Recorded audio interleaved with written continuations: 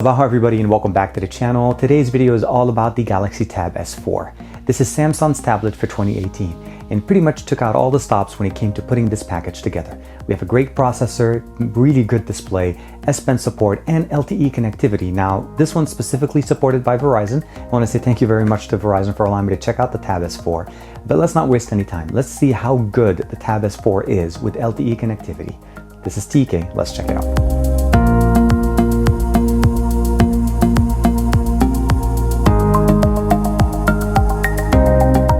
The box is very simple. Tab S4, Galaxy Tab S4, of course. We have S Pen, the AMOLED 10.5-inch display, 64 gigs of internal storage. Now this one is expandable with SD card, LTE connectivity using the Verizon's network. So definitely great speed on a really good fast tablet. Now, as far as what comes in the box, we have the tablet itself, the S Pen, the pre-installed SIM from Verizon, the wall mount charger, as well as the cable, a quick reference guide and terms and condition.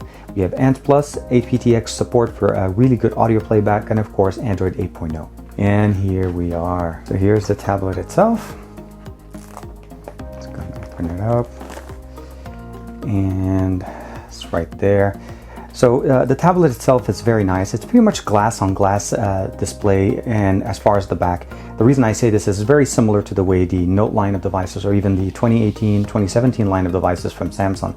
We have a glass front, 10.5-inch, Quad HD, 2560 by 1600 resolution. I have a power button and a volume rocker on the top right.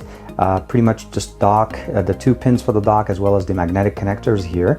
On the top here, we do have two of the speakers. We have four of them on this with one of the microphones. If I'm not mistaken, there's one more microphone here on the top. And then looking at the bottom, we do have a 3.5mm headphone jack and the two other additional bottom firing speakers. And of course the antenna bands for LTE, as this is an LTE enabled tablet. In the front, we have an 8-megapixel front-facing sensor. On the back, we have a 12-megapixel sensor that's also capable of providing us 4K at 30 frames per second with OIS. Now, the remaining items in the box, we have an S Pen that's compatible mostly with this device. Now, this will work on, let's say, your Note 9. The only thing is I'll have to show you guys exactly how to make it work. The instruction manual information, we have replacement tips for the actual S Pen, USB Type-A to USB Type-C, and we of course have basically it's the wall charger capable of providing us. Yep, this is adaptive quick charging, so quick charge 2.0 to be able to charge up this battery. And we do have a 7300 milliamp battery built into this device, so definitely really appreciate it, and we'll be able to charge it up with that USB-C connector. So as you can see, this is a Verizon supported tablet. We do have access to the SIM card and SIM tray. Now both are on top of each other, so there's the back-to-back style of them. And of course, we'll be able to add an additional SD card here if we want more storage. Now, for the sake of this video, I went ahead and set up the tablet, and I did set up Face Unlock with this. Let's go ahead and do it. And it does actually work pretty well. And of course, notifications come through. Now, as I mentioned to you guys, this is for the most part no different than having an S Pen on your Note. So let's go ahead and basically just touch the display. We have access to the normal S Pen functionality, Smart Select. I can select this area of the display. I can take pictures with it, edit it, and of course share it, draw on it, use Bixby Vision. Of course, we can also use, view all notes, live message, translate, as well as pen up and add additional tab applications that support it directly in here with the S Pen. Now, this S Pen is slightly different than the one we have on the Note 9. This does not have Bluetooth functionality.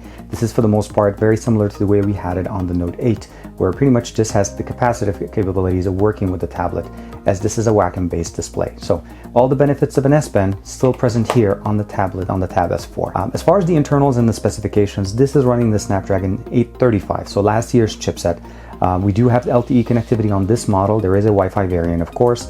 As well, we have 64 gigs of internal storage and 6 gigs of internal RAM. This is running Samsung Experience 9.5 with Android 8.1, and this is the latest update that I have on this tablet. Overall, the device itself is intended to be a media consumption powerhouse, and I'll get a chance to explain to you some of those benefits. Looking at the toggles at the top, we're going through the updates right there. You'll notice we have obviously Wi-Fi, sound, Bluetooth connectivity with aptX support, auto rotate, power saving, mobile hotspot to be able to share the LTE connection that you have built into this, which is really cool. Flashlight support, of course, as well as mobile data location, blue light filter to be able to allow you to fall asleep a little bit better. And then of course, we have the daily board. The daily board itself, if I swipe up, this is access basically to Bixby Home, with the exception of the fact that we don't have a dedicated Bixby button. But what I also wanted to share with you guys here real quick, if you go down, swipe into the second tab, we have Smart View, Tablet Visibility, Secure Folder, which is really nice to be able to have here, especially if you for work and for personal experience usage. Do Not Disturb, Sync, Dolby Atmos for the sound, which really improves the quality of the audio. And of course, we have Samsung DeX. I'm going to give it a second to boot up, but this experience with Samsung DeX is a little bit different than our Samsung devices of past. What I mean is, let's say the Note 9 that does support DeX, but you do need to have a cable connected to this to a TV to initiate DeX. Where here, we don't need that. This is pretty much just as if you're using your normal tablet. You still have access to your normal buttons, the applications running in the background, your notifications, the power level, battery level, signal level as well, and of course, sound, screenshot, search, and the time. And of course, just normal shortcuts, things that you normally expect from using it. So let's go ahead and open it up here. I'm going to go open up YouTube, and you notice YouTube opens up in a normal pop-up window. I can go full screen. Let's go ahead and go full screen here. And then you have the same interface, and I can minimize it, go into the settings tab that I was in before, or even go into the normal shortcut functionality that we were looking at before. All of this is very functional, and you can still connect this to a TV and expand on this by connecting a keyboard and mouse and just having a nice desktop DeX experience straight on the tablet anytime you want. It's very simple.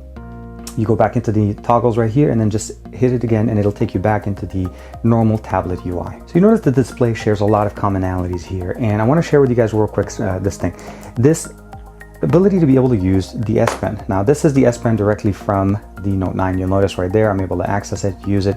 I'm able to scroll, do whatever I want. And here, the same thing, I can do it directly within the actual UI. The only difference is if I have my S Pen docked, if the UI recognizes that the S Pen is in the docking tray inside, all the functionalities with this S Pen go away, because for the most part Samsung disables the S Pen functionality. But if you happen to lose your S Pen on your Note 9 and you have an S4, well, guess what? All the same functionalities that you have will work, with the exception of the Bluetooth functionality. So that's something we don't have. Being that this is running Android Oreo, you'd expect all the same functionalities of Oreo, the ability of basically touching and holding on them and initiating actions directly from an icon. The Recents tab has a little bit of a nice functionality. You can either go with thumbnail view, which is what we're normally used to seeing, or we can go with the card settings, which gives us access to look at them this way. We can still initiate split screen, and of course all of that will work very much the way you normally expect it. And of course, you can swap between the different displays and then close whichever one you want to keep. Looking real quick over into the settings tab, we have connections, sound display, notifications, display, wallpaper, advanced features here. This is the S Pen functionality, smart tray, games, device assistant, multi-window, of course, setup, and the gestures that we have supported here.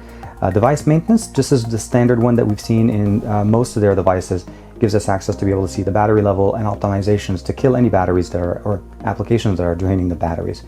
We'll go back one more time. We have apps, lock screen, of course, biometric security, which is what we use to be able to set up our basically face recognition, and the intelligence scan, since we have an iris scanner in the front here.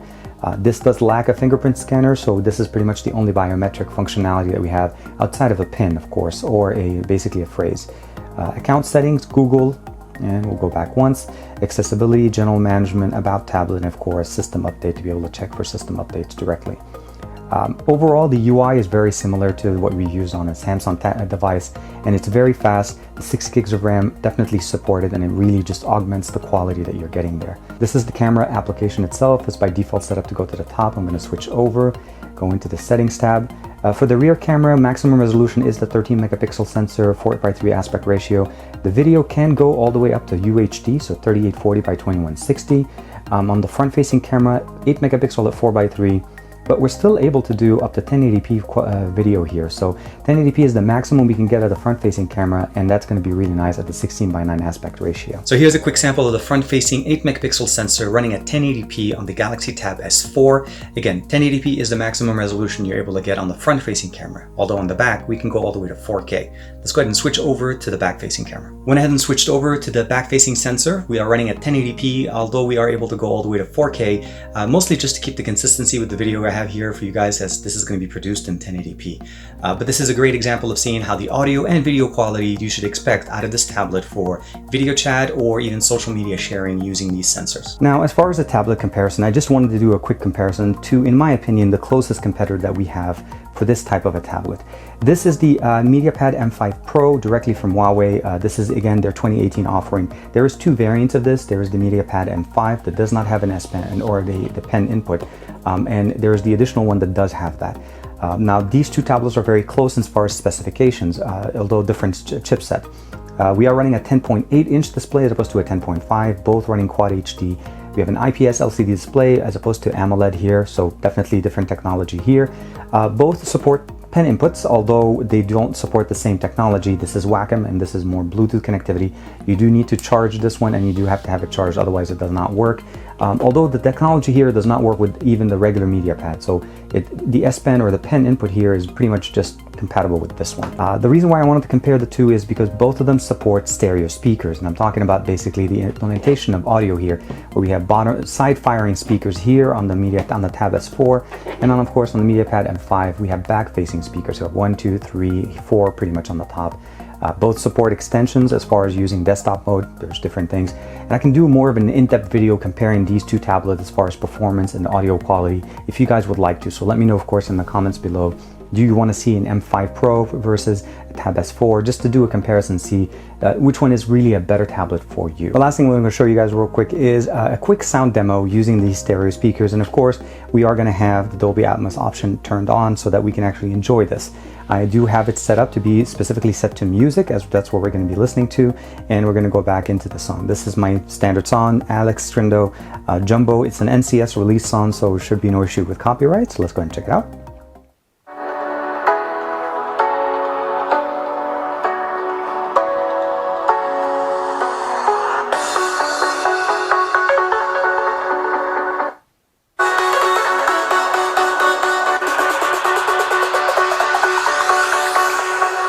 Jack it up.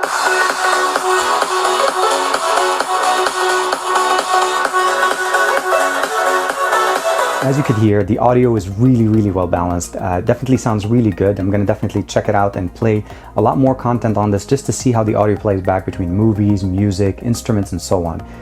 Definitely let me know in the comments below though, again, if you'd like to be able to do a quick comparison with this tablet as far as just overall performance.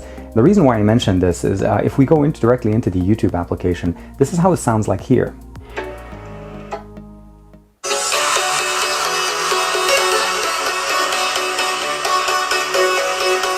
Now the last thing, of course, I'm going to show you guys is I disconnected from the Wi-Fi. I'm going to go ahead and just do a quick speed test here for Verizon's connection.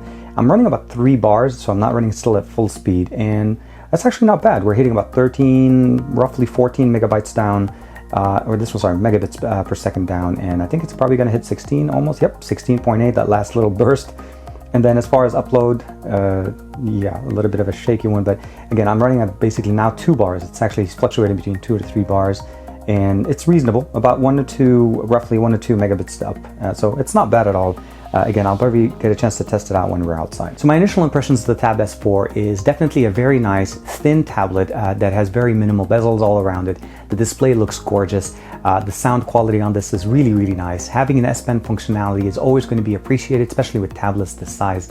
And specifically when you go into the DeX mode, that's another thing you want to keep in mind is when you switch over to desktop mode, that pen becomes very specific because everything kind of shrinks down in size, and having a touch input with a pen makes it a little bit more functional.